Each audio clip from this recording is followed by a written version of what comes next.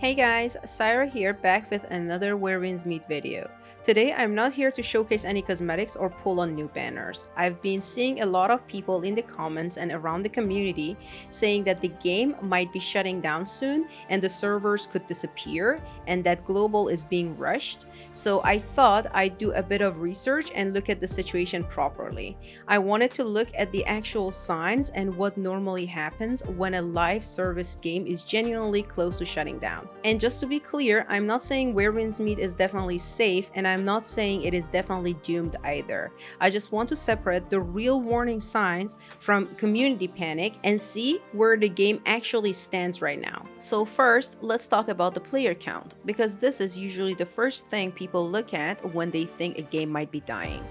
The game obviously had a much bigger player count around launch, and since then it has dropped.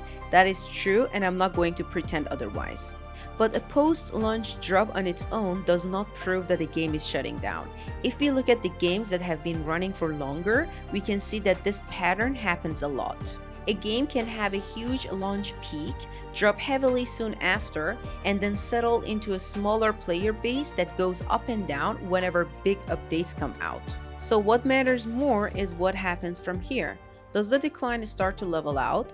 Do major updates bring players back? Or does the player count keep falling month after month with no recovery? But right now, for Where Winds Meet, the Steam numbers are still trending down. The decline is not as extreme as it was right after launch, but we still have not seen a sustained major recovery in the Steam player count after the new updates. But there is also something important to consider here.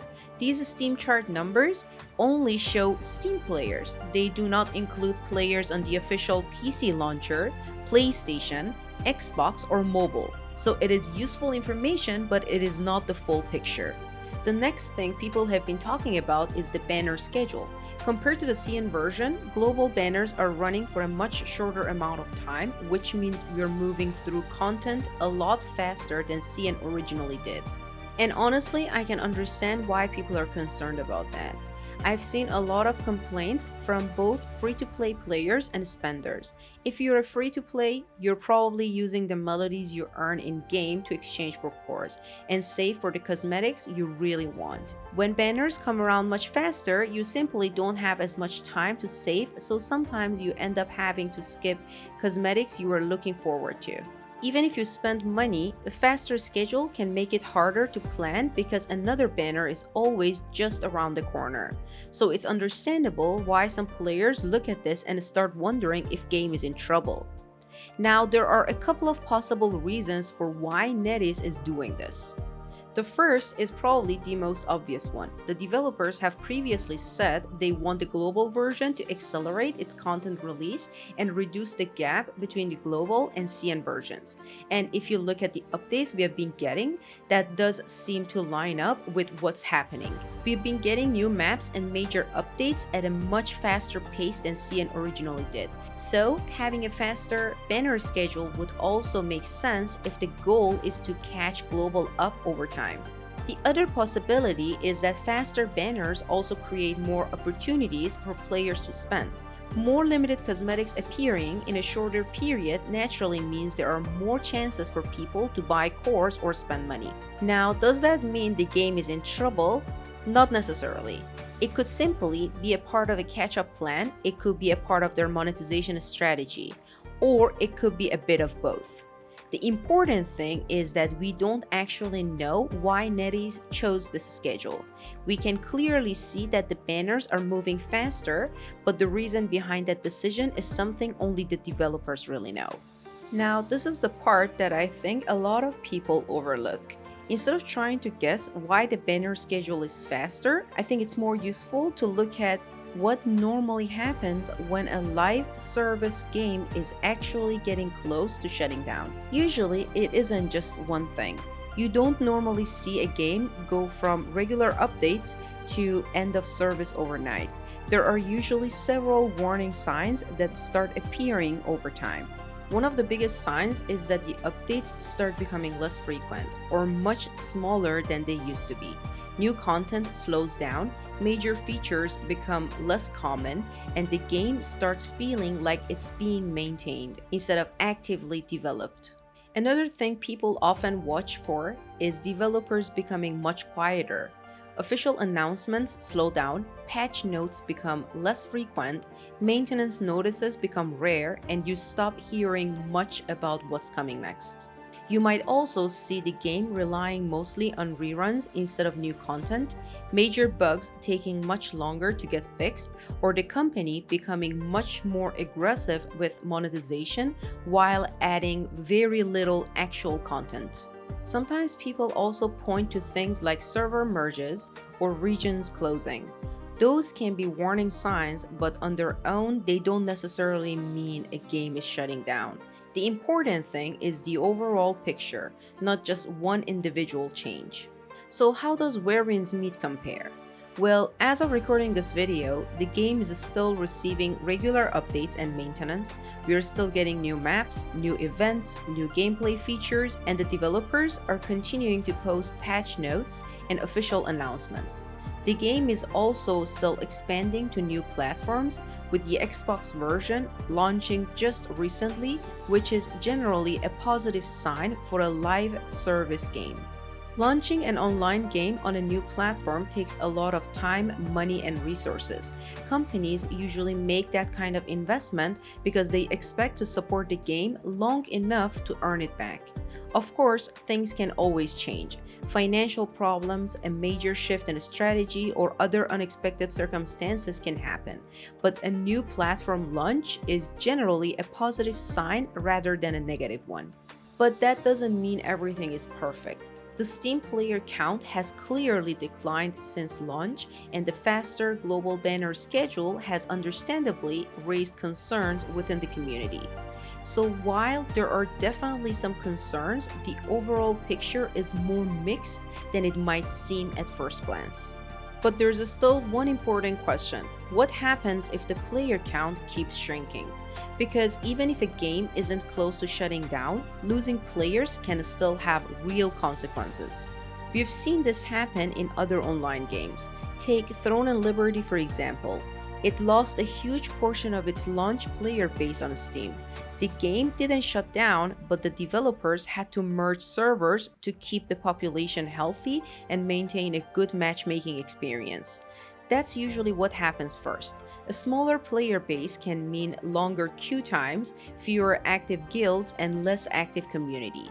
And eventually, server merges if the population drops far enough.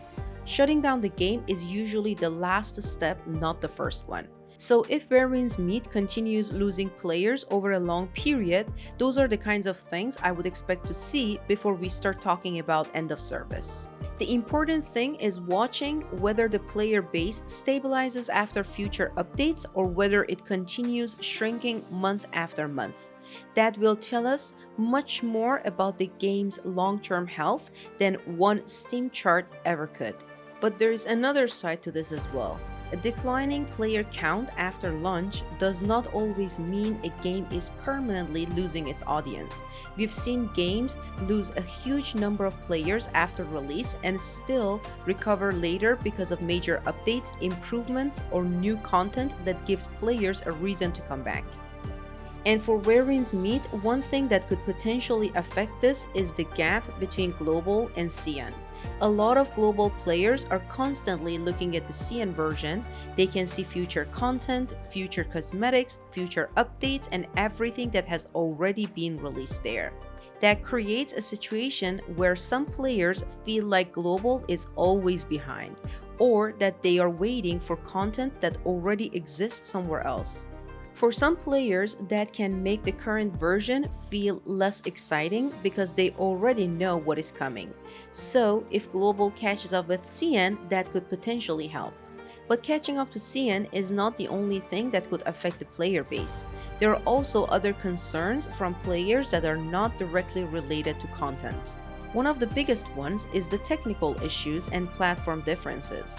Some players have been reporting long-lasting bugs and quality of life problems that have not been fully addressed yet.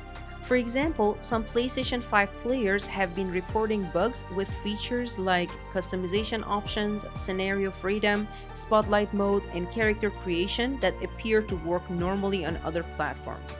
And some of these issues have reportedly remained unsolved for a long time. On the PC side, some players have also raised concerns about ping, input delay, and key registration issues. In a game where combat relies on timing, delayed inputs can be extremely frustrating because missed actions or late reactions can affect rotations and overall gameplay both in PvE and PvP. Mobile players have also mentioned challenges with update sizes and storage requirements, especially when large patches require a significant amount of free space.